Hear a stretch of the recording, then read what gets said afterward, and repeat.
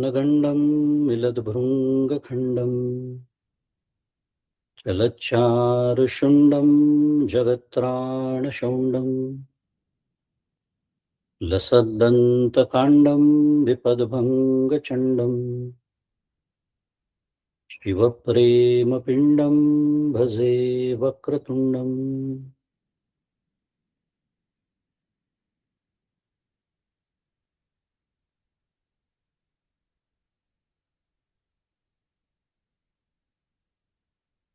अहं निर्विकल्पो निराकाररूपो विभुर्व्याप्य सर्वत्र सर्वेन्द्रियाणां सदा मे समत्वं न मुक्तिर्न बन्धः चिदानन्दरूप शिवोऽहं शिवोऽहं चिदानन्दरूप शिवोऽहं शिवोऽहम्।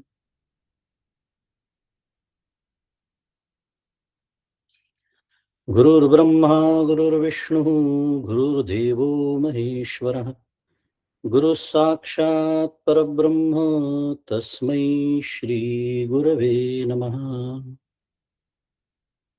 ब्रह्मानन्दं परमसुखदं केवलं ज्ञानमूर्तिं द्वन्द्वातीतं गगनसदृशं तत्त्वमस्यादिलक्ष्यम् एकं नित्यं विमलमचलं सर्वधी साक्षिभूतम् भावातीतं त्रिगुणरहितं सद्गुरुं तन्नमामि। श्री सद्गुरुनाथ महाराज की जय।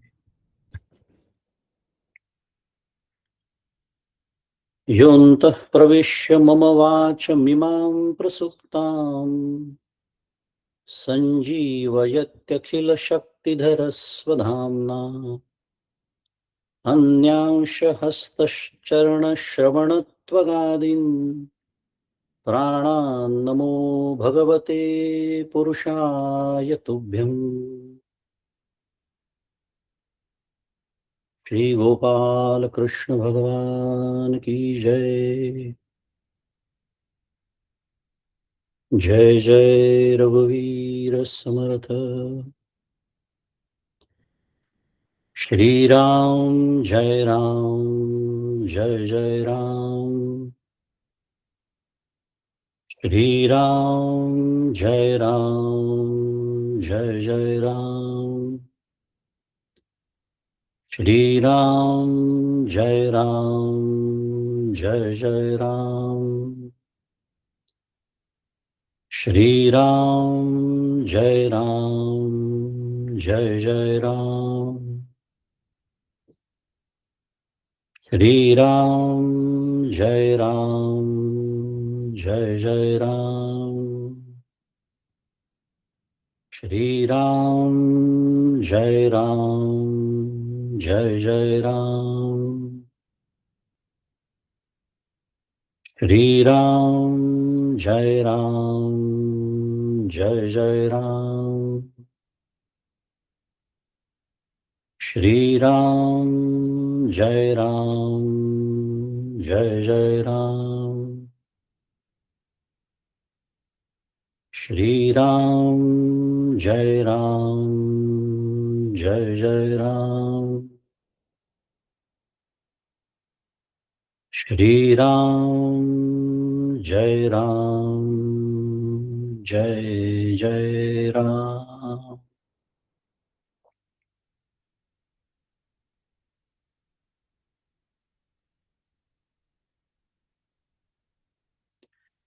प्रभु श्री रामचंद्र भगवान की जय।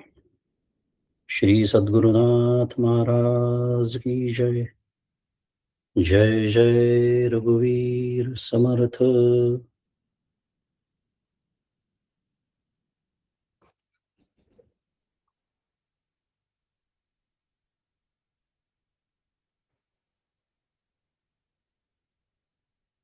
भगवान श्री गोपाल कृष्ण संत श्रेष्ठ श्री एकनाथ महाराज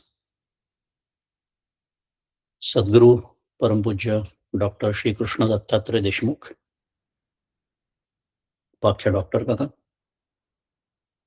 परमपूज्य मंदाताई गंधे या सर्वांच्या श्रीचरणी शिरसाष्टांग वंदन करतो. तुम्ही श्रोते जगदीश मूर्ती, तेथे माझी व्युत्पत्ती किती. बुद्धिहीन अल्पमती, सलगी करीतोषी विणाम. तुम्हा सर्वांना सप्रेम अभिवादन.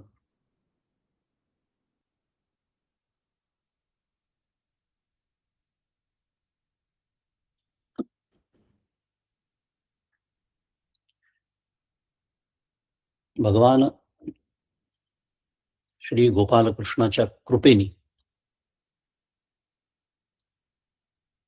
आपलं या अधिक मासाच्या पावन पर्व काळातील, ज्याला पुरुषोत्तम मास असं म्हणतात, आणि भगवान गोपालकृष्णाच्या कृपेनी, याचा अर्थच त्या पुरुषोत्तमाच्याच मुखातून आलेलं जे तत्वज्ञान आहे,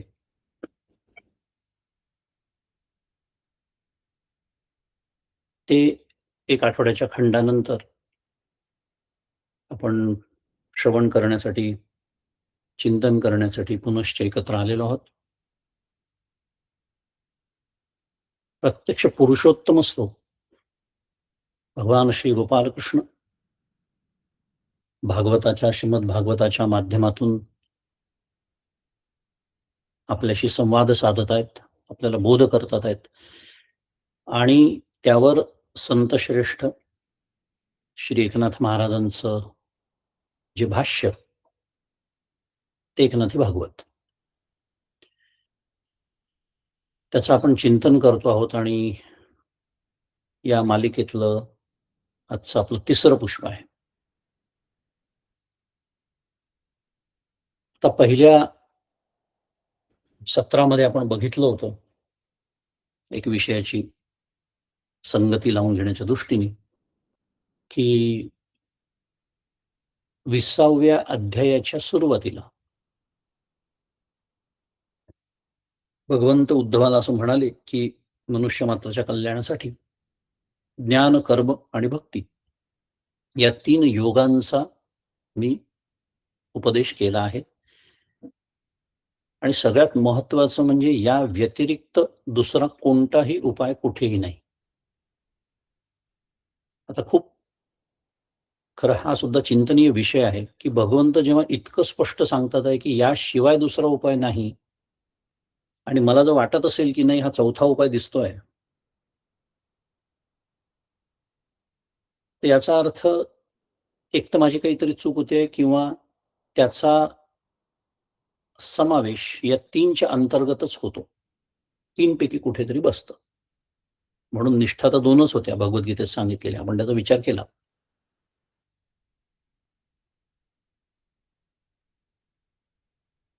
आणि ह्या व्यतिरिक्त इतरत्र कुठेही दुसरा नाही, इथपर्यंत भगवंत म्हणतात आहे. त्यामुळे 3 मध्ये त्याचा समावेश होतो. का होतो, कसा होतो, आत्ता विषय नाही आपला. त्याचं एक उदाहरण आपण बघितलं होतं की भगवत प्राप्तीसाठी जे कर्म केलं जातं त्याला आपण उपासना म्हणतो, भक्ती म्हणतो, म्हणजे शेवटी ते कर्म आहे या दृष्टीने. असो, तर यातलं कर्मयोग आणि भक्तियोग या 2 विषयांचा आपण आपल्या उपलब्ध वेळेमध्ये 2 सत्रांमध्ये जेवढा शक्य आहे तेवढ्या तपशीलवार विचार केला.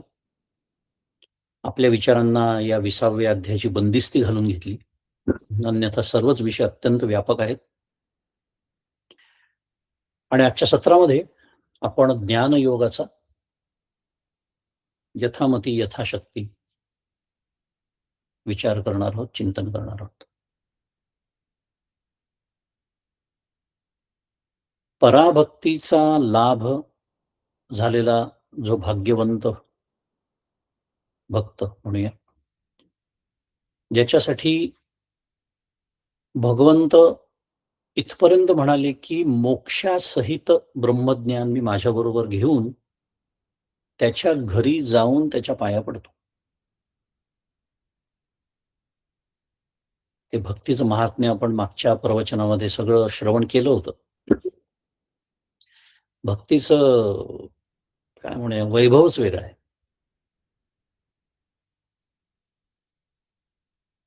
भगवंत स्वतः घरी येतात आहेत आणि काय घेऊन येतात आहेत सोबत? मोक्षासहित ब्रह्मज्ञान आणि असं स्वतः भगवंत म्हणतात आहेत. भगवंतांच्या मुखीच हे विधान आहे. इतके भगवंत प्रसन्न होतात त्या भक्तावरती. तर भगवंताच्या इतक्या प्रसन्नतेचं कारण काय आहे? असा प्रश्न उद्धवाला पडला, की ठीक आहे भगवंत प्रसन्न झालेत. काय त्याला ज्ञानप्राप्ती भक्ताला करायची ती करून दिली. चाललं असतं की नाही खरं विचार केला तर. पण काम झालं म्हटलं तर. पण नाही, ते म्हणतात ना गोइंग आउट ऑफ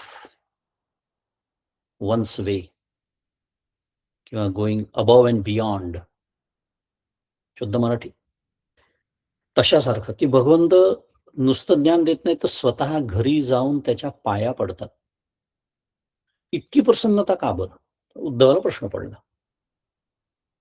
तेव्हा भगवंत बोध करतात, की मुळात माझ्या प्रसन्नतेचं कारण असं आहे, की या भक्तांनी मनुष्य देहाचं जे सार्थक केलं, त्यामुळे मी याच्यावरती इतका प्रसन्न आहे. आता इथूनच आपल्या चिंतनाला किंवा आपल्या काय म्हणूया ज्ञानग्रहणाला, शिकण्याला आणि शिकण्याला मोठे-मोठे शब्द झाले, अगदी साध्या भाषेत बोलतो. शुद्ध मराठी शब्दात सांगतो. डूज आणि डोंट्स मधला हा एक डू आपल्या हातात येऊन पडतोय, की मी माझ्या जीवनाची घडी म्हणा, माझ्या वर्तणुकीत काय बदल करायला हवाय. ताबडतोब सावध व्हायला हवाय, की अरे प्रत्यक्ष भगवंत इतके प्रसन्न होतात.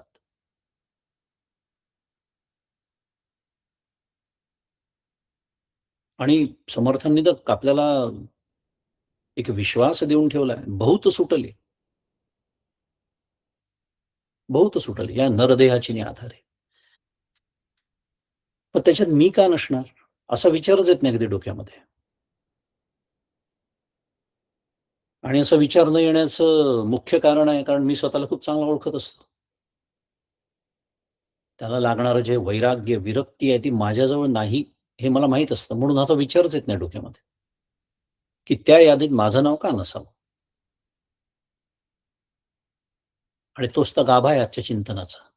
कारण ज्ञान, योग हाच विषय आहे आणि वैराग्य वाचून काही ज्ञानाची तगणीची नाही. इतके प्रसन्न भगवंत होतात याचं कारण आहे. याचा दुसरा पैलू असा पण एक आहे, की याचा अर्थ भगवंतानी मला मनुष्य देह देऊन काहीतरी सुचवलेलं आहे. भगवंताची अशी इच्छा आहे, की अरे, इतकी सुंदर संधी मी याला दिली किंवा हिला दिली, म्हणजे आपल्या सर्वांना दिली. काय करतो आहोत आपण त्या देहाचं? भगवंताची काय अपेक्षा आहे माझ्याकडून आणि मी काय केलं, की भगवंत प्रसन्न होणार आहेत?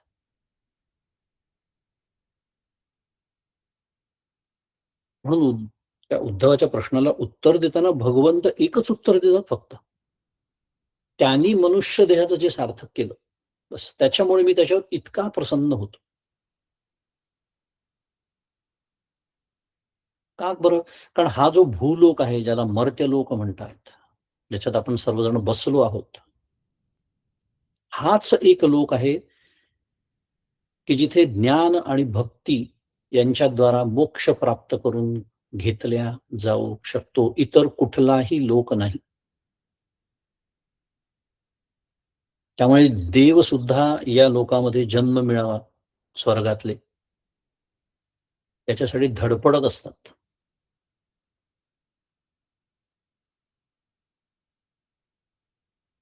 आणि असं म्हणून भगवंतांनी उद्धवाला तिसऱ्या योगाचा म्हणजे ज्ञानयोगाचा उपदेश करायला प्रारंभ केला.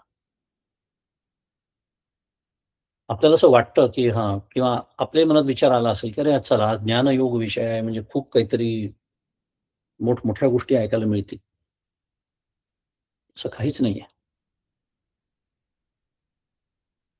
भगवंतानी ते ओळखलं, आपल्या मनातले विचार. म्हणून आधीच भागवतामध्ये नाहीतर ज्ञान म्हटलं की सुरू. ते ब्रह्म कसं आहे, मग त्याचं स्वरूप लक्षण, मग त्याचं तटस्थ लक्षण, माया, बुद्धीची लक्षण, स्वाश्रया, सत असत विलक्षण, अनिर्वचनीय.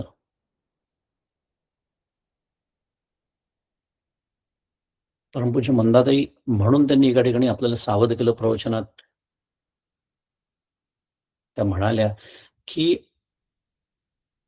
आपल्या बुद्धीचं वैभव दाखवण्यासाठी या गोष्टी बोलून काहीच उपयोग नाहीये. जोपर्यंत माझ्यात काहीच बदल झाला नाही आणि मी या गोष्टी बोलतोय, तर ते काय होईल, ती नुसती बडबड. एकनाथ महाराजांच्याच भाषेमध्ये तो जो उसाचा घाणा असतो, त्याचा दृष्टांत दिलाय एकनाथ महाराजांनी. उसाचा घाणा, छान उसाचा रस आपल्याला मिळतो. पण त्याच्या स्वतःच्या तोंडात काय राहतात? चोपटं. सुंदर दृष्टांत दिलाय एकनाथ महाराजांनी. तसं स्वतःला ज्ञान नसताना काही जीवनामध्ये तपश्चर्या नाही, वैराग्य नाही, आणि मी जेव्हा नुसत्या ही जी बडबड ज्याला म्हणतात आपण ज्ञानाची करतो, तेव्हा त्या उसाच्या घाण्यासारखी माझी परिस्थिती असते. कारण तोंडातून ब्रह्मरस पाझरत असतो. कदाचित श्रोत्यांचं समाधानी त्यांनी होत असेल. त्यांना काही 4 गोष्टी शिकायला मिळतही असतील. पण मी मात्र त्या उसाच्या घाण्यासारखा चोपटं चघळत राहतो. म्हणून भगवंतानी ही जी मार्मिकता आहे, ही ओळखून या अध्यायामध्ये फक्त ज्ञानयोगामध्ये बघितलं ना, तर एकच विषय सांगितलेला आहे आणि तो म्हणजे या मनुष्य देहाबद्दल फक्त भगवंत बोललेले आहेत. म्हणजेच देहबुद्धीबद्दल बोललेले आहेत.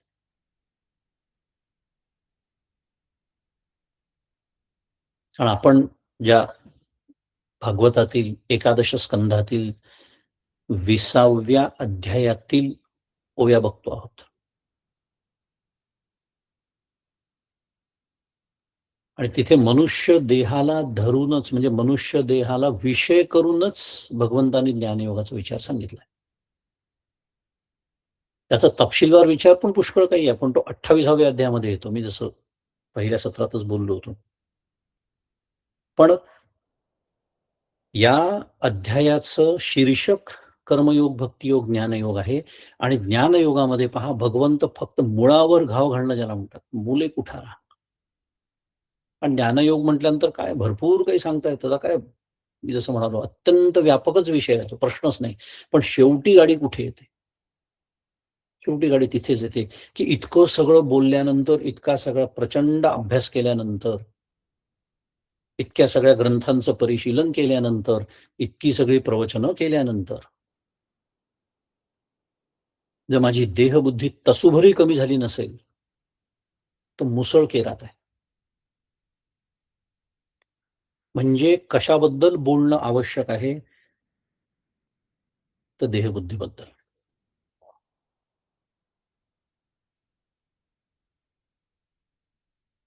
आणि भगवत प्राप्तीच्या साधनांचं जे एकमेव अधिष्ठान आहे, विचार केला तर तो हा मनुष्य देहच आहे. मगाशीच आपण बघितलं, कारण या मनुष्य देहातच ही सगळी व्यवस्था आहे. कारण बाकी कुठेही त्याची व्यवस्था नाही, आणि म्हणून ते देव सुद्धा याची कामना करतात. क्षीणे पुण्ये मर्त्यलोकम विशंती. माहिती आहे आपल्याला. आणि हा जो मनुष्य देह आहे, त्याची धन्यता लक्षात आणून देताना नाथ महाराज वर्णन करतात, की नरदेह परम पावन म्हटलेलं आहे. नरदेह परमपावन, जो भक्ती ज्ञानाचे आयतन. छान शब्द वापरला आहे. आयतन. आयतन म्हणजे घर. मगाशी मी ज्याला अधिष्ठानाचा शब्द वापरला.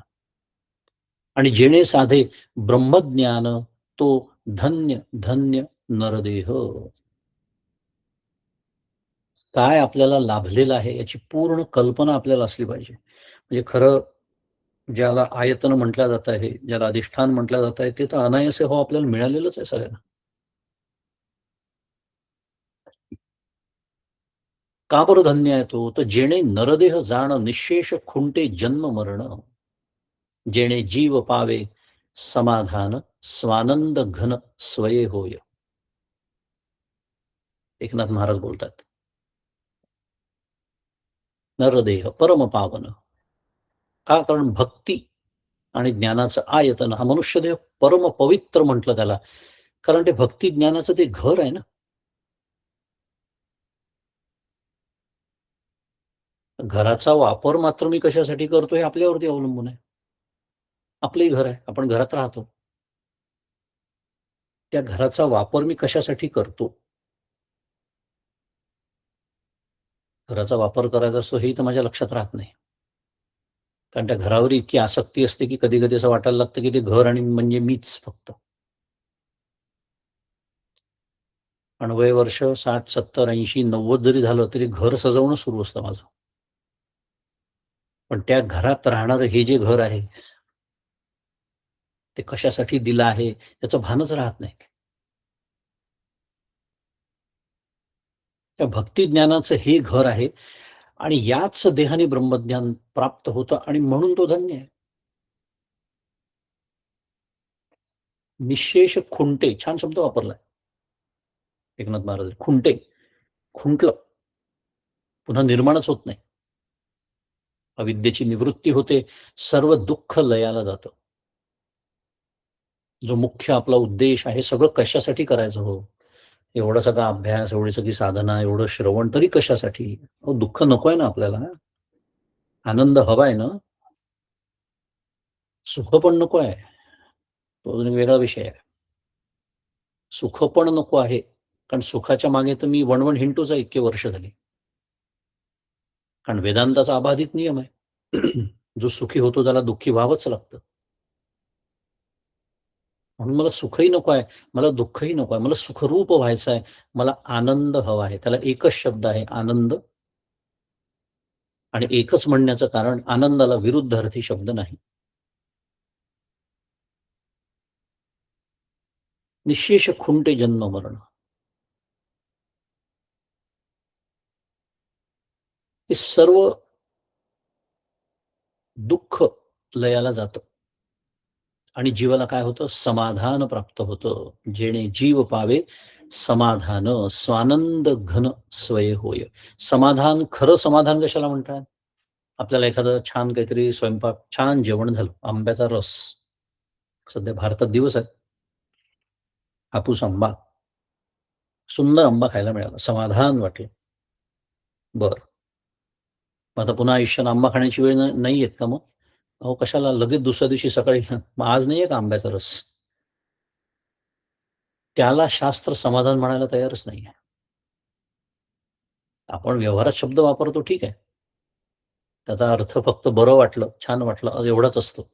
सम्यक आधान, जीवाला समाधान जेव्हा प्राप्त होतं, तेव्हा त्याचं समाधान, खरं समाधान जेव्हा प्राप्त होतं, तेव्हा ते पुन्हा मोडतच नाही.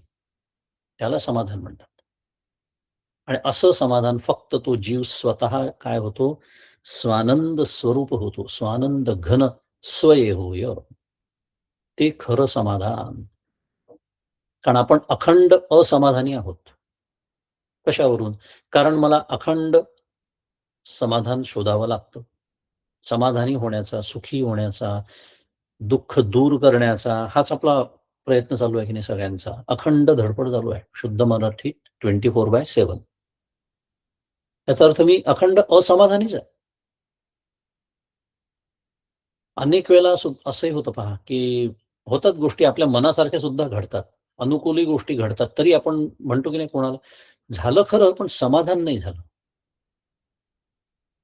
मिळाला आंब्याचा रस, छान होता.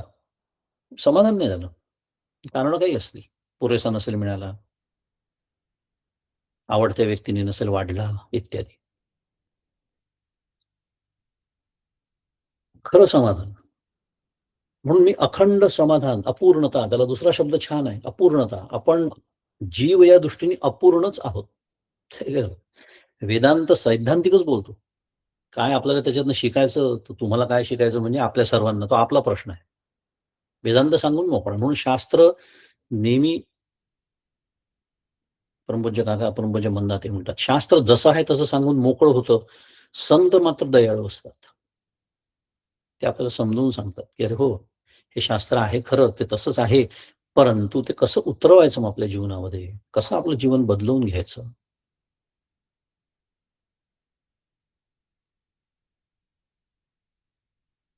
हे संत सांगतात, म्हणून आपण त्यांना दयाळू असं म्हणतो.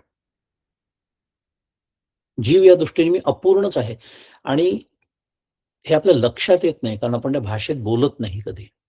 पण मी जेव्हा माझ्या ज्या इच्छा आहे, कल्पना करा, आपण सकाळी उठल्यापासून जेव्हा जाग येते आपल्याला, सर्व आपण जुन्या स्मृती घेऊन जागे होतो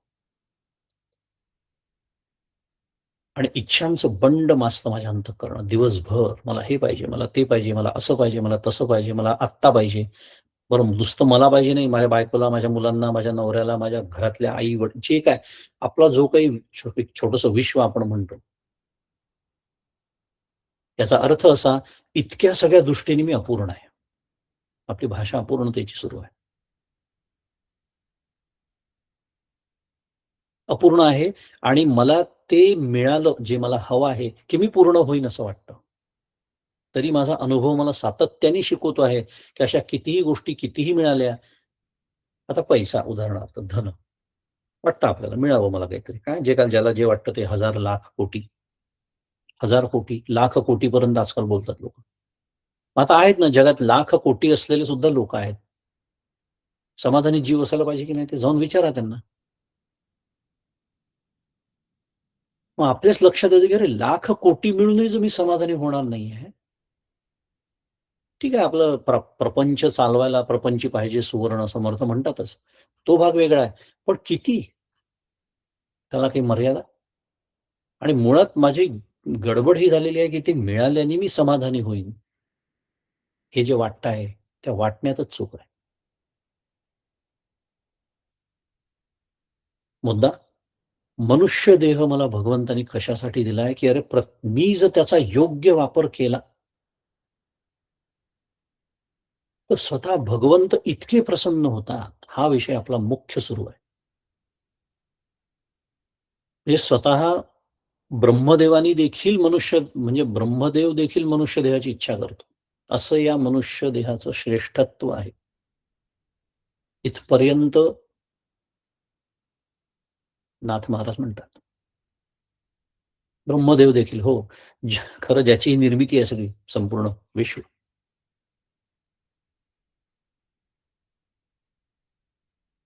तर काय आहे, हे सगळं ऐकल्यानंतर असं साहजिकच वाटू शकतं, की मग याचा अर्थ मी देहावर प्रेम केलं. आता एवढं एखाद्याने म्हटलं, "तुम्ही एवढं वर्णन करत आहात, एवढा मनुष्य देह श्रेष्ठ आहे." तर मग त्याच्यावर प्रेम केलं, त्याच्यावर आसक्ती ठेवली, त्याचा अभिमान धरला तर काय हरकत आहे? आणि मी माझ्याबद्दल बोलतो, मी तर ते तसंही करतोच आहे. आत्यंतिक प्रेम देहावरती आहे. आत्यंतिक आसक्ती आहे. आत्यंतिक अभिमान आहे. अखंड तो मी मिरवत असतो, सजवत असतो. त्याची योग्य बाजू कशी लोकांसमोर येईल, तेच मी दाखवत असतो. परवाच मी एका ठिकाणी बोललो, आपल्या सर्वांचा डीपी जाऊ द्या. मी तो विषय सुरू केला तर गाडी अजून भलतीकडेच जाईल. पण या होणाऱ्या अभिव्यक्ती आहे माझ्या देहप्रेमाच्या.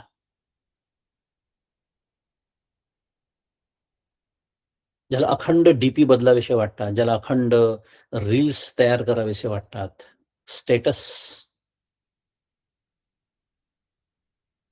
जगाला अखंड दाखवत राहणं. माझं काय चाललंय? जणू काही जग वाटच बघतंय. आज ह्यांच्या जीवनात काय झालं असावं बरं? समजत नाही आपल्याला. सोशल मीडियाने ही जी आपल्या हातात दिलेली आहेत ना, प्रलोभनं, बाकी जगाने काय करावं हा आपला प्रश्न नाहीये. आपण हे समजून घ्यायला पाहिजे, की या ज्या अखंड प्रवृत्ती माझ्या अंतःकरणात आहेत, ते करत राहणं आणि आज माझ्या हातात ते आणून दिलेलं आहे यंत्र. त्यांनी ते रेकॉर्ड करता येतं, मुद्रित करता येतं, जगाला दाखवता येतं. आणि हे जेव्हा मी अखंड करत राहतो, याचा अर्थ माझ्या अंतःकरणात रजोगुण भरपूर प्रमाणात आहे. आणि त्या रजोगुणातूनच हे देहप्रेम. आणि म्हणून माझा डीपीचा फोटो नेहमी उजव्या बाजूने काढलेला असतो. का? कारण उजव्या बाजूनेच मी छान दिसतो माझा चेहरा. डाव्या बाजूने तेवढा चांगला नाही दिसत.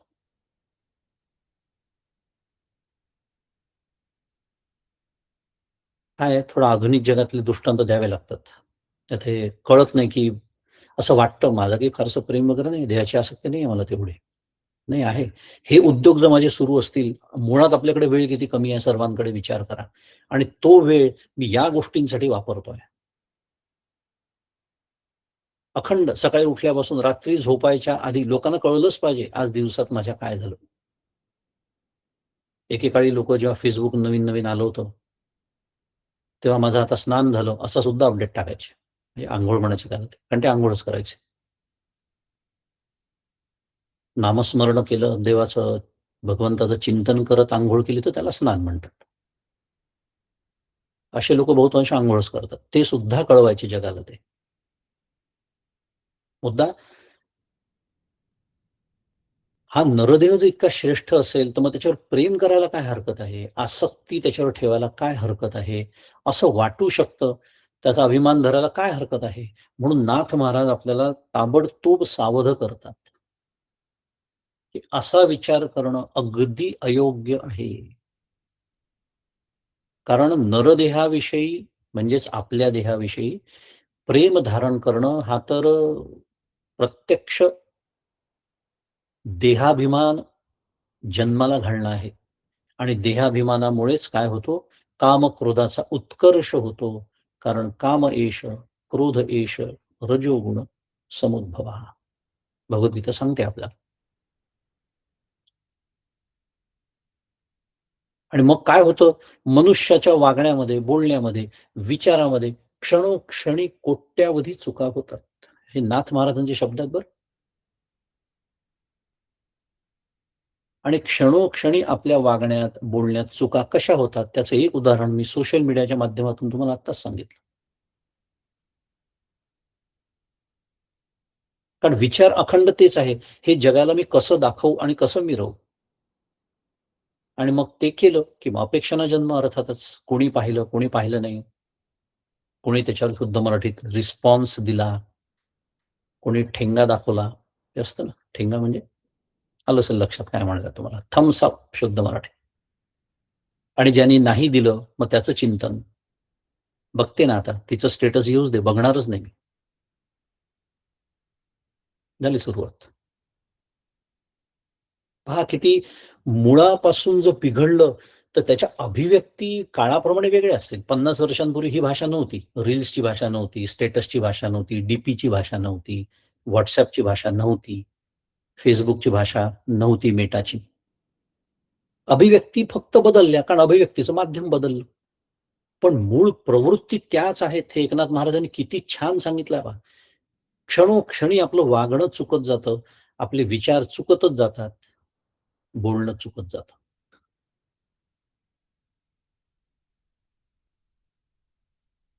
आणि खरं या देहावरती आसक्ती ठेवावी, प्रेम ठेवावं असं काय आहे त्याच्यामध्ये?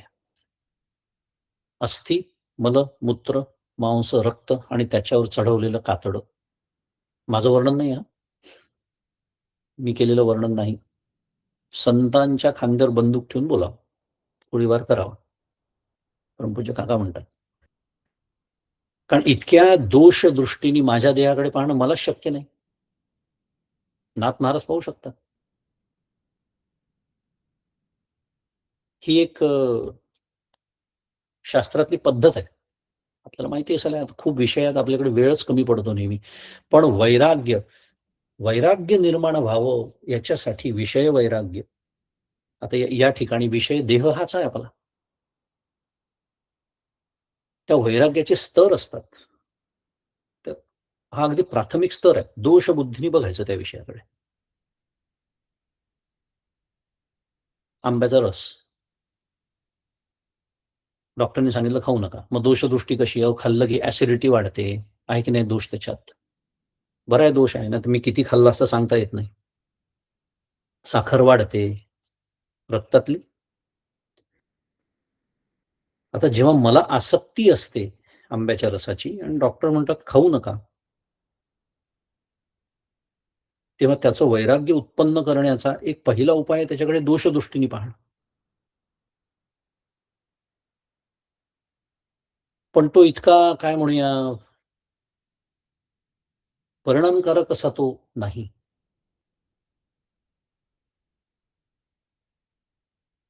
त्यामुळे त्याच्यानंतरचं वैराग्य आपल्याला हवं असेल तर त्या साधनातलं सातिशयत्व,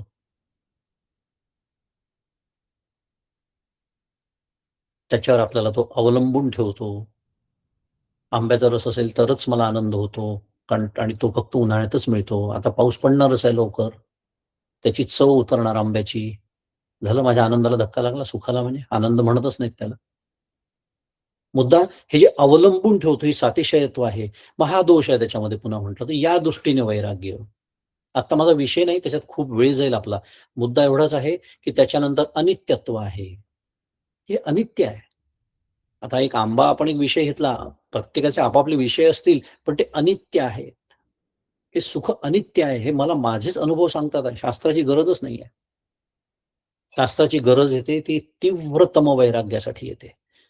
सगळ्यात शेवटच्या पातळी आहे, त्याच्यामध्ये त्याचं मिथ्यात्व समजावं लागतं. मुद्दा नाथ महाराजांनी जे देहाचं असं विदारक वर्णन, भेदक वर्णन ज्याला म्हणूया केलं, ते सगळं असं आतमध्ये भरलेलं जे दिसत नाही आपल्याला, त्याच्यावर हे सुंदर कातडं चढवलं आहे. ते दिसायला वर्ण सुंदर आहे म्हणून ते छान वाटतो देह आपल्याला. पण हा देह अपवित्र आहे म्हणून त्याच असं नाथ महाराज म्हणतात. बरं, तो अपवित्र आहे म्हणून त्याचा त्याग करावा, तर एवढं मोठं ज्ञान आणि भक्तीचं आयतन असलेला, एवढा मोठा लाभ करून देणारा तो दवडावा लागेल. बरं, म्हणून तो वंद्य म्हणून, पवित्र म्हणून त्याचं पालन करावं, तर देहाभिमान वाढतो. असं आपण शुद्ध मराठीत ज्याला कॅच 22 सिच्युएशन म्हणतो. हे धरलं तर चावतं, सोडलं तर पळतं, अशी एक म्हण आहे मराठीमध्ये. तशी अवस्था. त्यामुळे प्रेमही करायचं नाहीये, आसक्तीही करायची नाहीये, ठेवायची नाहीये. त्याचं त्यागही करण्याची आवश्यकता नाहीये. मग नरदेहाचं जे कार्यफल आहे, म्हणजे नरदेह मला काय देतो, त्याचा काय लाभ आहे, युटिलिटी म्हणतात त्याला शुद्ध मराठीत. What is the utility of this human form, human body? त्याला महत्त्व द्यायचं आहे. कार्यफलाकडे लक्ष द्यायचं आहे. अगदी साध्या भाषेत सांगतो, परमपूज्य काका म्हणून म्हणतात, की हा देह परमार्थासाठी वापरून घ्यावा. खूप सुंदर शब्द आहे परमपूज्य काकांचा. साधा शब्द आहे म्हणून आपल्याला समजत नाही त्याची खोली काय आहे. देह वापरून घ्यायचा. जसं माझ्याकडे कार आहे, माझ्याकडे गाडी आहे, सायकल आहे, जे काही वाहन असेल आपलं. आपण काय करतो? अहो वापरून घेतो, वापरतो.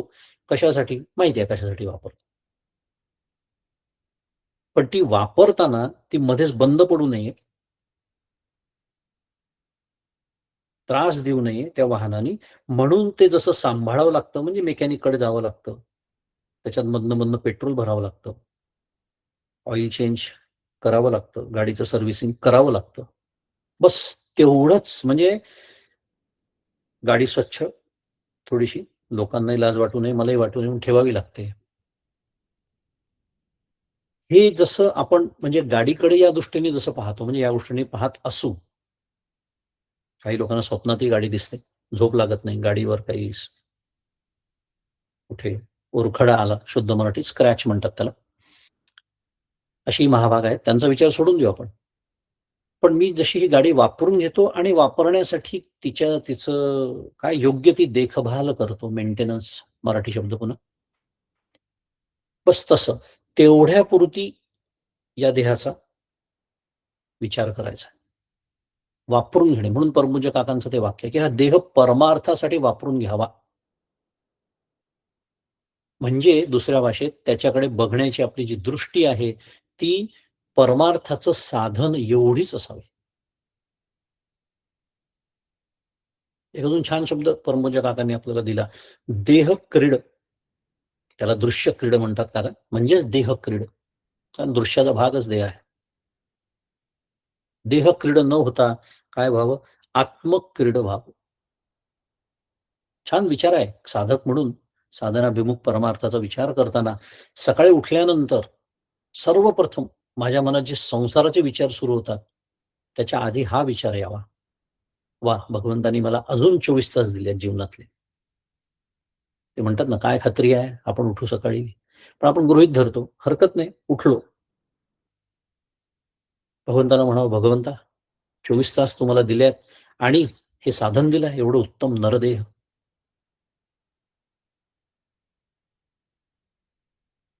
त्यामुळे त्याचा वापर मी दिवसभर त्याच साठी करणार आहे. कशासाठी? जिथून आपला विषय सुरू झाला, ज्याने तू प्रसन्न होशील माझ्यावरती.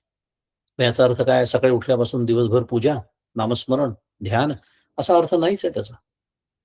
कारण आपली कर्तव्य उत्कृष्ट पार पाडावी हे त्याचीच शिकवण आहे. त्यामुळे सांसारिक कर्तव्य करावीच लागणार आहे. पण देह प्रपंचाचा दास, सुखे करो काम, तुझे रूप चित्ती राहो, मुखी तुझे नाम. ह्याला म्हणतात देह वापरून घेणं. पण हे कधी होतं? जेव्हा मला याचं भान असेल, हा विचार माझ्या अंतःकरणात जागा असेल, तर या गोष्टी शक्य होतात. आणि म्हणून वापरून घेणं हा शब्द जो आहे, हा फार परिणामकारक शब्द परमपूज्य काकांनी आपल्याला दिला, की मला वापरून घ्यायचा आहे. आज दिवस, मला एक नवीन दिवस माझ्या आयुष्यात उजाडलेला आहे. मी आज कशासाठी? हा देह वापरून घेणार आहे, परमार्थासाठी. त्यामुळे मग होतं काय? प्रपंचातली कर्म करताना सुद्धा त्याचं रूपांतर साधनेमध्ये होतं. आणि मग पुन्हा परमपूज्य काका म्हणतात तसं, साधना करताना मी जीवन जगायला लागतो. आज माझं काय झालंय? मी जीवन जगत असताना साधना करतो, जशी जमेल, जेव्हा जमेल तशी. आमूलाग्र बदल आहे दोन विचारांमध्ये. त्यामुळे ज्याला देहबुद्धी म्हणतात, त्याच्याबद्दल बोलले नाहीत असा एकही संत नाही आहेत, विचार केला तर. कारण साधनेची सर्वसमावेशक व्याख्या जर करायची झाली एका वाक्यामध्ये, कोणी जर म्हटलं, अहो साधना खूप काही विचार आहे, पण मला एका वाक्यात सांगा बरं साधना म्हणजे काय? आणि it should be comprehensive definition, सर्वसमावेशक. तर देहबुद्धी ते आत्मबुद्धी करावी, एवढंच आहे, संपलं. समर्थांनी सांगून ठेवलेलं, देहबुद्धी ते आत्मबुद्धी करावी. फार सुंदर वाक्य आहे, अखंड आपल्या अंतःकरणात धारण करण्याचं आहे, कारण साधनेचं सार त्याच्यामध्ये आहे. मग साधना विविध पद्धतीच्या साधना आहेत, विविध मार्ग आहेत, विविध संप्रदाय आहे, विविध काय प्रचंड पसार आहे साधना क्षेत्रात, खूपच आहे. पण ती साधना जर माझी देहबुद्धी कमी करत नसेल, तर काहीतरी चुकत आहे, एवढं लक्षात ठेवावं. म्हणून त्याचं सारच आहे, सर्वसमावेशक व्याख्या.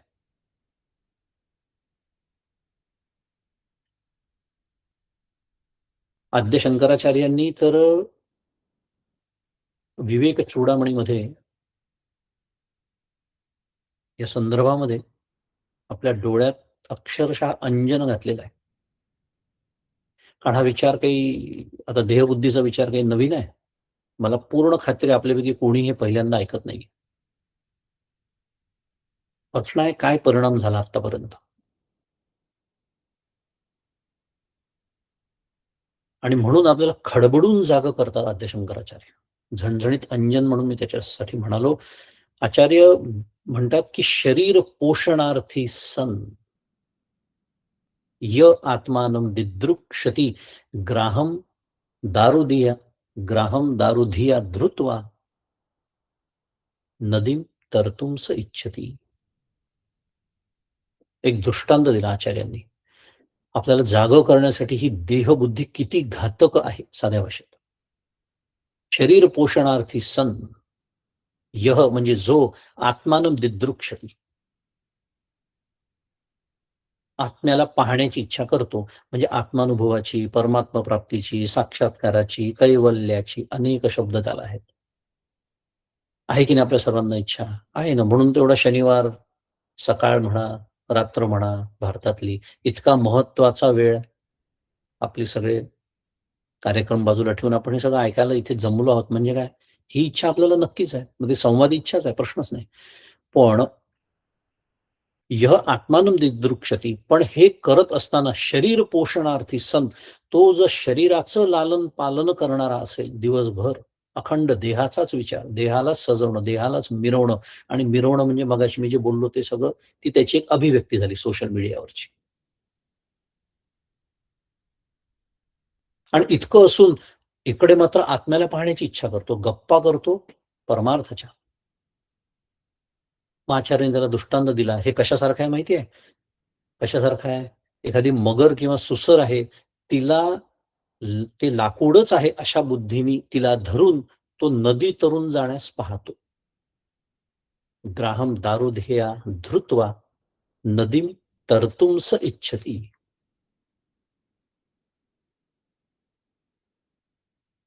हा दृष्टांत फार चांगला आहे, कारण हा दृष्टांत दिल्यानंतर काही बोलण्याची आवश्यकताच नाहीये. आपण कल्पना सुद्धा करू शकत नाही याची, की मी लाकूड समजून मगरीला धरलाय आणि नदी तरून जाण्याची इच्छा करतोय. काय अवस्था होईल आपली हे सांगण्याची आवश्यकता नाही. पण आचार्य म्हणतात, हे जितकं घातक आहे तितकंच देहबुद्धी जिवंत ठेवून परमार्थ करणं घातक आहे. आणि म्हणून देहबुद्धी ते आत्मबुद्धी करावी, हे सर्व समावेशक साधनेचं विधान आहे. ती सुसर जशी नाशाला आपल्या कारणीभूत आहे मगर, तसंच देहाचं जे पोषण हे आत्मलाभाचं साधन नव्हे. तर त्या तादात्म्य ध्यासाने काय होतं, आत्म्यापासून आपण विमुख होतो. आणि पारमार्थिक मनुष्याला तर या बाबतीत अत्यंत सावध राहावं लागतं, कारण देहबुद्धी प्रापंचिक माणसाची देहबुद्धी असतेच, ते सांगण्यात काही आवश्यकता नाही, कारण म्हणूनच त्याला प्रापंचिक म्हणतात. पण मी साधक म्हणून, मी स्वतःला साधक समजतो, मी परमार्थाची काही साधना करतो, काही विचार करतो, श्रवण करतो, वगैरे वगैरे. मग परमार्थ प्रांतात ज्या काही गोष्टी मी करतो किंवा करते, त्यांनी माझी देहबुद्धी अजून बळकट केली का? हे एक जास्तीची जबाबदारी पारमार्थिक मनुष्यावरती येऊन पडते. कारण ज्ञानेश्वरीवर प्रवचन करणारा मी, झाली पंचायत. काका म्हणतात, परमपूज्य काका, की तो संपला, तो संपला, साधक म्हणून संपला. कारण आजकाल बोलणं म्हणजे परमार्थ असंही एक समीकरण झालेलं आहे. परमार्थ मुळात करायचा तो बोलण्यासाठीच करायचा असतो, असाही अनेक साधकांचा समज झालेला आहे. विषय वेगळा. पण ते देहबुद्धीचं लक्षण. आणि मी कशासाठी याचं उदाहरण दिलं, तर पारमार्थिक माणसाला अजून सावध का राहावं लागतं ते याच्यासाठी, की आतापर्यंत काय होतं, प्रपंचाच मर्यादेमध्ये माझी देहबुद्धी वावरत होती म्हणूया, खेळत होती या म्हणूया. पण आता त्याला एक नवीन दालन प्राप्त झालं. कशाचं? परमार्थाचं.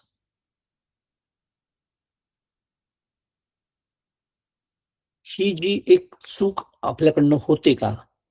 कारण वर्मच चुकलं ना हो. जर साधनेचं मर्म याच्यात जर असेल, की देहबुद्धी ते आत्मबुद्धी करावी, आणि परमार्थाच्या नावाखाली का होईना पण माझी देहबुद्धी वाढत असेल, तर मर्म चुकलं की नाही सांगा तुम्ही मला. म्हणून पारमार्थिक मनुष्याला म्हणजे मला जास्त सावध राहावं लागतं त्या प्रापंचिक मनुष्यापेक्षा. नुसता जो प्रापंचिक आहे. प्रापंचिक तर आपण सर्वच आहोत. पण जो केवळ प्रपंचाचा विचार करतोय, त्याला परमार्थ कधी त्याने ऐकलाच नाही, श्रवणच नाही, कधी भाग्य नाही त्याच्या, किंवा ऐकला असेल तरी श्रद्धा नाही. निदान त्यांच्या जीवनामध्ये एक दालन तर कमी आहे देहबुद्धीचं. म्हणजे खरं ते दालन कशासाठी आहे? देहबुद्धी कमी करण्यासाठी. ही जी एक साधकाची मनस्थिती आहे ना, त्याचं मार्मिक वर्णन समर्थांनी केलेलं आहे दासबोधामध्ये. फार सुंदर ओवी आहे. फारशी कुठे ऐकायला मिळत नाही. का मला माहिती नाही. इतकी मार्मिक ओवी आहे ती. समर्थ म्हणतात, देहबुद्धी केली बळकट आणि ब्रह्म पाहो गेला धीट. तो दृश्याने रुधली वाट परब्रह्माची. 6व्या दशकातली ओवी आहे. देहबुद्धी केली बळकट आणि ब्रह्म पाहो गेला धीट. मला तरी माझंच वर्णन वाटतं बा हे. मी माझ्याबद्दल बोलतो. ब्रह्म पाहण्याचा धीटपणा मी करतोच आहे. पण इकडे देहबुद्धी मात्र माझी बळकटच.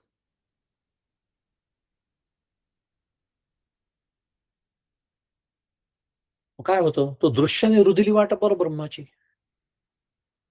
कारण देहबुद्धीच्या माध्यमातून हे संपूर्ण जग, दृश्य जग प्रचंड पर्वतासारखं आडवं येतं. आणि ब्रह्मज्ञानाच्या माझ्या त्या वाटचालीमध्ये फार मोठा अडथळा निर्माण करतो. फार मोठा, छोटा-मोठा नाही. ही एक जी आपली काय म्हणूया मनस्थिती आहे त्याची जी फार सुंदर वर्णन समर्थांनी केलंय, की असं होऊ देऊ नका.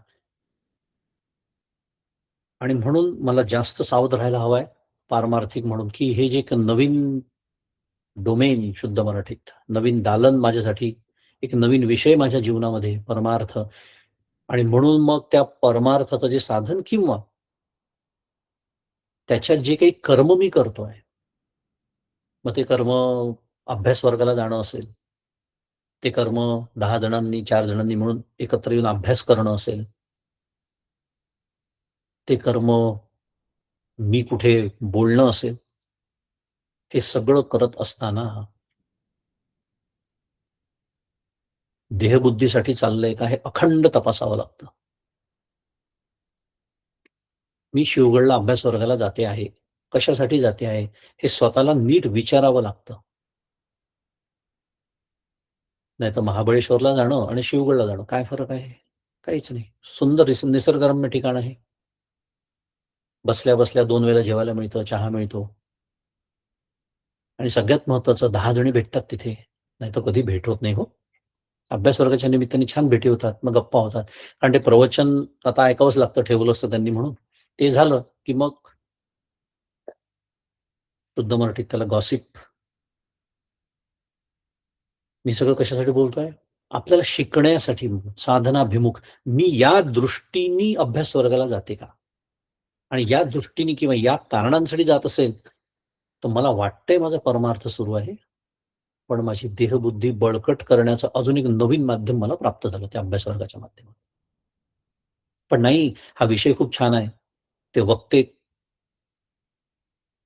अनुभवाचा साचार वक्ता आहे. मला नक्की याच्यातनं काहीतरी शिकायला मिळणार आहे. त्या दृष्टीने मी अखंड सावध राहणार आहे. शिकलेलं ताबडतोब माझ्या जीवनामध्ये मला कसे बदल करता येतील असा विचार करणार आहे. ह्याच्यासाठी म्हणून मी अभ्यास वर्गाला जाते. आता बरोबर आहे.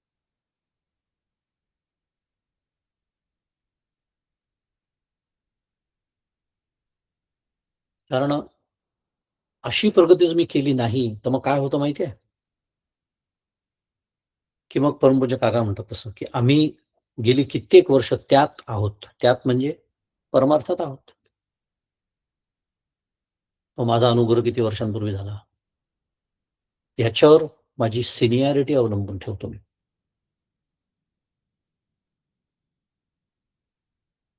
मग अशा सगळ्या भानगडींमध्ये माझी देहबुद्धी जर वाढली असेल आणि मला जर वाटत असेल, की माझी साधना छान सुरू आहे परमार्थाची. मग सद्गुरू, श्रीगुरु तर तथास्तुच म्हणतात. ते म्हणतात, "चालेल, तुला वाटतं ना तुझी साधना छान चालली आहे? रामकृष्ण हरी." पण परमपूज्य काकांनी त्याला एक सुंदर शब्द आपल्याला देऊन ठेवलेला आहे. त्याला साधनाभास असं म्हणतात परमपूज्य. साधनाभास. काही नाही, मला वाटतंय साधना सुरू आहे, पण तो केवळ आभास आहे.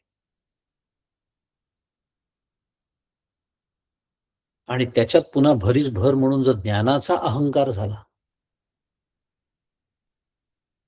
मग तर रामकृष्ण हरी. मग भगवंत म्हणतात आहे या अध्यायामध्ये, ज्याला ज्ञानाचा अहंकार होतो, त्याला मी स्वतःच्या हाताने यमाच्या स्वाधीन करतो. अजून काही ऐकायचं आहे? साधिता माझी भक्ती का ज्ञान, ज्यासी चढे ज्ञानाभिमान, तो म्या आपुलेनी हाते जाण, दिधला आंदण महादोषा. भगवंत बोलतायत. एकनाथी भागवत.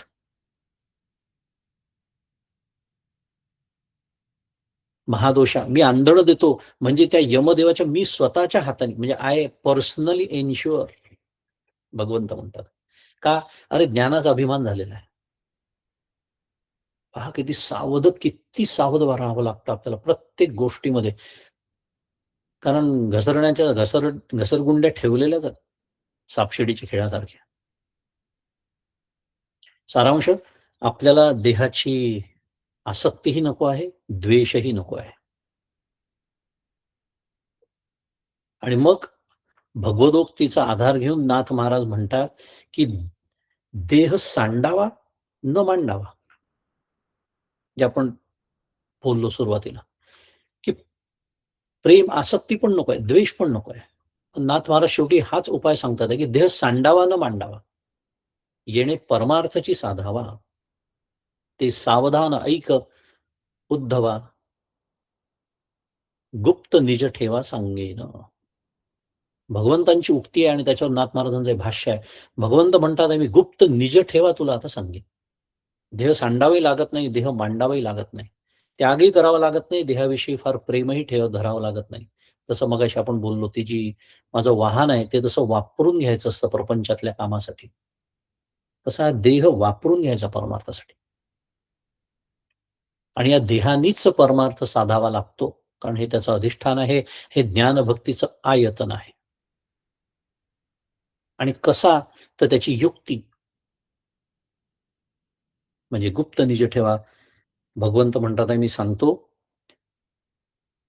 की जेणे देह वाढे भवभावो, तेणेची देहे करी पहा हो, होय संसाराचा अभावो, अहंभावो सांडिता.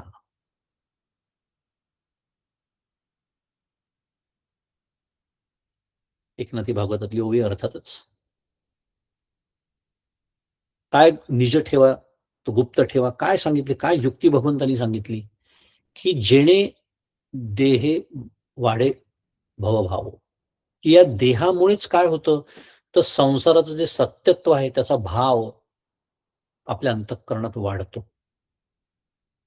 पण हाच जो देह आहे, याच देहाने त्याच संसाराचा अभाव सुद्धा होतो. म्हणजे दोन्हीला कारणीभूत, दोन्हीला अधिष्ठान हा देहच आहे. अज्ञानाचे अधिष्ठान आणि ज्ञानप्राप्तीचंही अधिष्ठान. मग या दोन मध्ये फरक कसा पडतो, कशामुळे पडतो, काय केलं असता या संसाराचं सत्यत्व या देहाच्या माध्यमातून जातं. आणि ही युक्ती भगवंत सांगतात आहे, अहंकाराचा त्याग केला असता, अहंकाराचा त्याग केला असता. म्हणजे ही जी भगवत वाणी आहे, प्रत्यक्ष भगवान श्री गोपालकृष्ण त्यांच्या मुखातून आलेली ही वाणी, पुरुषोत्तमाच्या मुखातून आलेली वाणी, याच्यातून आपल्याला एक सिद्धांत आपल्या हाती छान गवसतो, की परमार्थाच्या आड खरं विचार केला तर देह येतच नसतो. आत्ताच आपण ऐकलं, कारण याच देहाच्या माध्यमातून या दोन्ही गोष्टी होऊ शकतात. मग काय येतं परमार्थाच्या आड? अहंकार. आणि या परमार्थाविषयी दक्ष असलेल्या अनेक साधू संतांनी देहाभिमान टाकून या ब्रह्मस्थितीचा लाभ करून घेतला आहे. कारण पुन्हा परमार्थ किंवा परमात्म्याच्या प्राप्तीच्या आड येणारी ही एकमेव हीच अडचण आहे. आणि अडचण म्हणजे नवे तिलाच तर अज्ञान असं म्हणतात ना. कारण जे बहुत आहे का अवांतर, अहंकाराचा भूतसंचर झाला म्हणून विसरू आत्मबोधाचा, माऊली बोलते ज्ञानेश्वरीत. बहुत आहे का अवांतर, कधी तो विषय सोडून देऊ. इच्छा द्वेष समुत्थेन द्वंद्व मोहेन भारत सर्गो यांती. सर्ग सुरुवातीपासूनच. म्हणून जे बहुत आहे का अवांतर, तो अहंकाराचं भूत तेव्हापासून संचरलाय. मग त्या अहंकाराचा अर्थ अर्थातच आपण स्थूल दृष्टीने अहंकाराबद्दल बोलणं सुरूच नाहीये. ते तर अहंकार सोडूनच द्या, ते तर आता आपल्याला मागेच टाकावे लागणार आहे पारमार्थिक म्हणून. पण मी देह आहे असं मला वाटणं, हा मूळ अहंकार आहे. आणि नव्हे त्यालाच अज्ञान म्हणतात असं आपण आता बघितलं. ओवी मला तेच शिकवते, की मी ब्रह्म आहे या ज्ञानाचा विसर म्हणजेच मी देह आहे या ज्ञानाचं स्मरण. बस यालाच अज्ञान असं म्हणतात. बरं, हे ऐकल्यानंतर असं वाटू शकतं की ठीक आहे, विशेषतः जे तरुण लोक असतात त्यांना काय वाटतं, अभि दिल्ली बहुत दूर है, म्हणजे काय, अहो पुष्कळ आयुष्य पडलंय अजून. आत्ता तर कुठे माझ्या जीवनाची सुरुवात आहे. आत्ता तर कुठे मुलगा हायस्कूलला गेला. मग आज विषयांचा भोग घ्यावा. नंतर जमलं तर, जमेल तसं, विशेषतः म्हातारपणी परमार्थ करूया.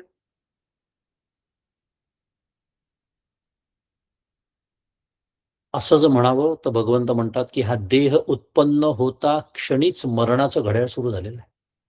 नाही आपल्याला ऐकायला या गोष्टी आवडत, पण सत्य थोडीच बदलणार आहे. मला आवडतं की नाही याच्यावर थोडी सत्य अवलंबून आहे. ज्या दिवशी जन्म, त्या दिवसापासून मृत्यूच्या किनाऱ्याकडे ढकलायला सुरुवात, असं वर्णन आहे. ज्ञानेश्वरीमध्ये महाराज जे बोलतात आहे. Expiry date already printed. आणि भगवंताची मोठी कृपा आहे की ती आपल्याला माहित नाही आहे. म्हणून आपण आनंदात जगतो.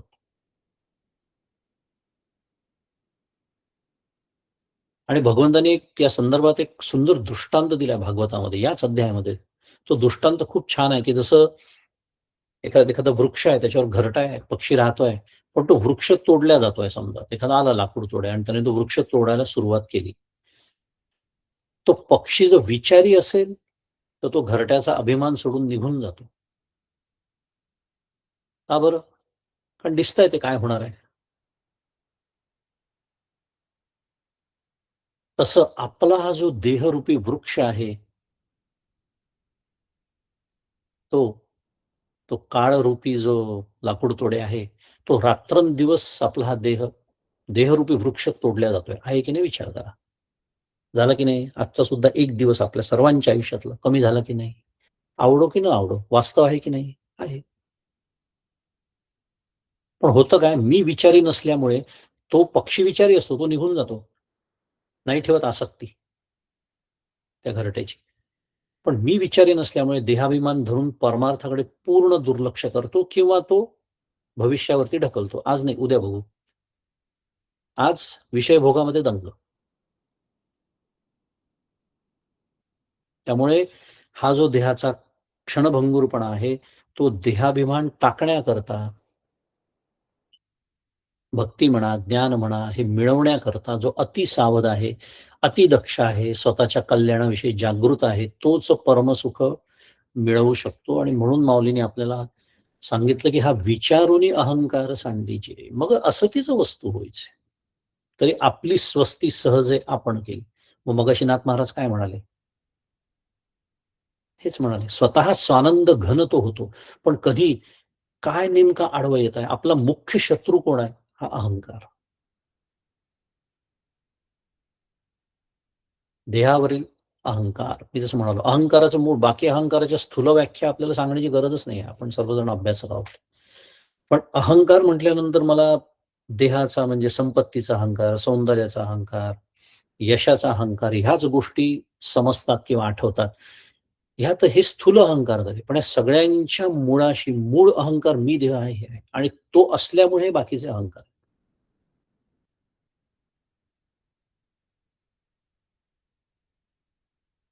त्यामुळे काळ हा क्षणाक्षणाला माझ्या देहाचं हे वय खातो आहे. हा जो आयुष्याचा धाक आहे, हा पाहून हा नरदेह केव्हा तरी मृत्यू येऊन पडणार आहे, हे जाणून हा जो ज्ञानी असतो, तो स्त्री, पुत्र, घरदार यांच्याविषयी अनासक्त असतो. प्रापंचिक कर्तव्य मगाशीच आपण बोललो, ती सुरू असतात. त्याच्यासाठी हा देह तो वापरूनही घेतो. पण मुख्य हे देह कशासाठी वापरतो? परमार्थ प्राप्तीसाठी. आणि नाथ महाराज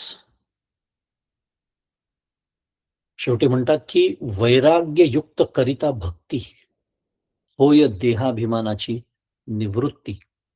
तै घर रिघे ज्ञान संपत्ती, पाया लागती मुक्तिचारी. पाया लागती मुक्तिचारी, की वैराग्ययुक्त अशी ही ज्ञानलक्षणा भक्ती जेव्हा आपण करतो तेव्हा काय होतं, देहाभिमानाची निवृत्ती होते. देहावरचा अहंकार, आणि देहावरचा अहंकार याचा अर्थ देह मी आहे ही बुद्धी, देह तादात्म्य हे निघून जाते. आणि मग ते निघून गेले की काय होतं, ज्ञान संपत्ती घरामध्ये प्रवेश करते. चारी मुक्ती पायावरती लोटांगण घालतात. पायावर लोटांगण घालतात. त्यामुळे हा जो अहंकार आहे, मी जसं म्हणालो, हा देह मी आहे हेच त्या अहंकाराचं स्वरूप आहे. देह तादात्म्य, अहंकारस्य तादात्म्यम चिच्छाया देह साक्षी सहजम कर्मजम भ्रांतिजन्यम चित्रविधम क्रमात दृग्दृश्य विवेक आचार्य बोलतात आहेत. सुंदर विचार आहे. कारण इतक्या सूक्ष्म पातळीवरती जेव्हा आपण उतरतो अहंकाराचा विचार करत करत त्याचा निराश करण्यासाठी, तेव्हा ह्या सूक्ष्म पातळीवरच हे समजून घ्यावं लागतं की अहंकारस्य तादात्म्यम चिच्छाया देह साक्षी म्हटलेलं आहे. चिच्छाया म्हणजे चिदाभास, देह आणि साक्षी तिघांशी अहंकाराचं तादात्म्य तीन प्रकारचं आहे. कोणतं? सहजम कर्मजम भ्रांतिजन्यम. देहाशी म्हणजे चिदाभासाशी सर्वप्रथम सहज आहे. कारण स्वाभाविक आहे, कारण चिदाभासच त्या मीला जन्माला देतो. अगदी साध्या भाषेत, सकाळी मी जेव्हा उठतो, मला जाग ज्या क्षणी येते त्या क्षणी पहिले मला जाग आली हा विचार मी म्हणालो, बोललो जरी नाही तरी आपल्या मनात काय येतं, मी जागा झालो किंवा मला जाग आली म्हणजे मी. सुरुवात कशाने होते? मी. चिदाभास, कारण चिदाभास जागा झाला ना आता. अंतःकरण जे झोपेमध्ये लय पावलं होतं, जागा झालं. ते सहज आहे. सहजम. ते जे तादात्म्य आहे ते सहज आहे. देहाशी आता दिवसभर आपले अनेक कर्म चालतात. कर्म करताना देहाशी तादात्म्य आपलं असतं. कारण त्याच्याशिवाय कर्म होऊ शकत नाही. कर्माच्या निमित्ताने इंद्रियांच्या देहाच्या माध्यमातून, कर्मेंद्रियांच्या माध्यमातून म्हणूया, त्याची पण अडचण नाही आहे. कारण देह वापरून घ्यायचा, मगाशीच बोललो आपण. अडचण कुठे आहे? ती शेवटी साक्षीशी असलेलं तादात्म्य. म्हणजे तरी काय? तर तो अहम म्हणजे मी असं वाटणं म्हणजे ते भ्रांतिजन्यमच त्रिविधम क्रमात. या क्रमाने ते तीन प्रकारचे तादात्म्य आचार्य बोलतात दृग्दृश्य विवेक.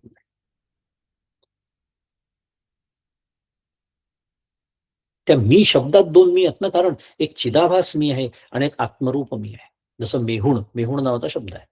मेहुण मध्ये काय? अहो, दोन अपेक्षित आहेत. आमच्याकडे मेहुण जेवायला आले म्हणजे कोण? नवरा बायको आले. पण माझं जेव्हा देह तादात्म्य असतं तेव्हा मी म्हणजे देह, मी म्हणजे मग आलं सगळं ती गाडी. पण जो ज्ञानी असतो, ज्याचा आपण विचार करतो आहोत, ज्याला ज्ञानसंपत्ती लाभली आहे, खरं विचार केला तर त्याचाही तर व्यवहार तसाच आहे. तोही म्हणतो, मला भूक लागली, मला जेवायचं आहे, मला झोपायचं आहे, मी बाहेर जातो, मला काम आहे, कदाचित मी ऑफिसला जातो, असंही तो म्हणत असेल. पण तो जेव्हा मी म्हणतो तेव्हा त्या ज्ञानाने, त्या ज्ञानाने, त्या जीवनमुक्ताने हे अनुभवलेलं असतं की हे मीचा जो व्यवहार सुरू आहे ना, चिदाभासाचा आहे. माझा त्याच्याशी संबंध नाही. आत्मरूप म्हणून माझा त्याच्याशी संबंध नाही. मी वेगळा आहे.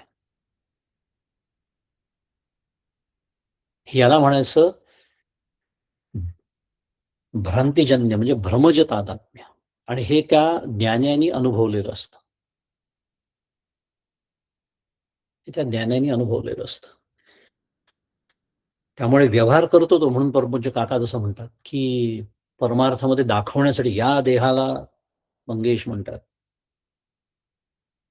हे बोलण्याची आवश्यकता नसते. उलट हे बोललं तर त्याच्यात कृत्रिमता आहे असं, म्हणजे दाखवण्यासाठी चाललंय याची शक्यता जास्त असते. ते अंतःकरणामध्ये असावं की हे जे धर्म आहेत, हे नाम रूप, त्याला नाम आहे, या रूपाला काहीतरी नाम आहे.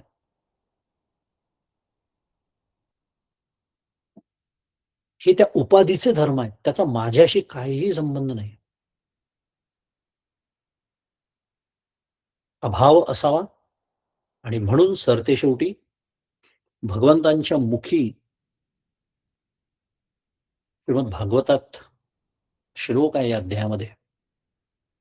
तो श्लोक असा आहे, नृदेह माध्यम सुलभम सुदुर्लभम प्लवम सुकल्पम गुरुकर्णधारम मायानुकूलेन नभस्वतेरितम पुमान भवाब्धिम न तरेत स आत्महा.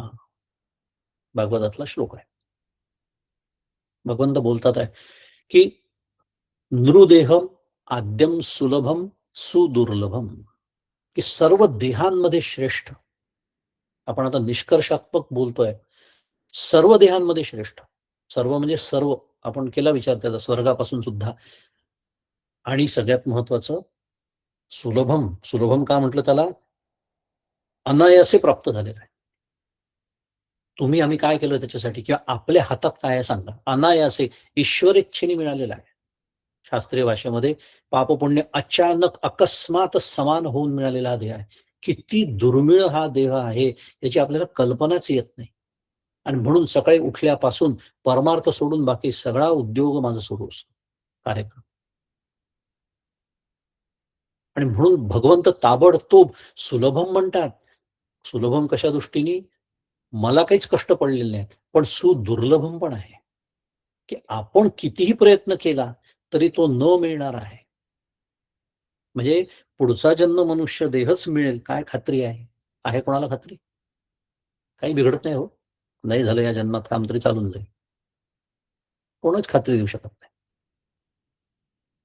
आणि प्लवम सुकल्पम गुरु कर्णधारम, सगळ्यात महत्वाचं, सर्व अनुकूल अशा साधनांनी युक्त असलेला